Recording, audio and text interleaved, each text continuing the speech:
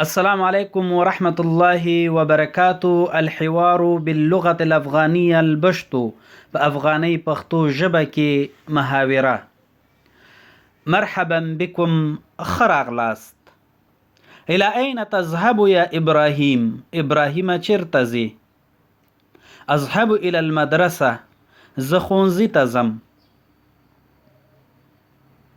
الوقت مبكرا، تر څو وخته ده؟ الساعة الآن 7 صباحا، اوس د سهار 7 بجې دي. المدرسة بعيدة عن البيت، ښوونځی د کور څخه لرې ده.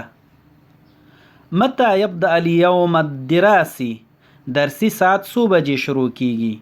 يبدأ الساعة 8 صباحا، د سهار په 8 بجو شروع کیږي. هل تذهب بالحافلة؟ آیا ته په موټر کې ځې؟ نعم اذهب بالحافلة، بله په موټر کې ځم. كم يوما تدرس في الأسبوع؟ په اونۍ کې څو ورځې درس وایي؟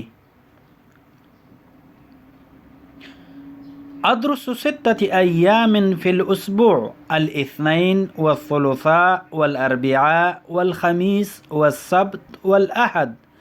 زه په اونۍ کې 7 ورځې درس وایم، د دوشنبې، سه شنبې، چهارشنبې، پنجشنبې، دشنبې او یکشنبې.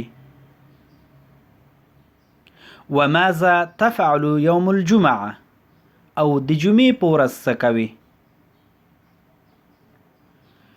في يوم الجمعة ألعب مع أصحابي، د جمعې په ورځ له ملګرو سره لوبې کوم.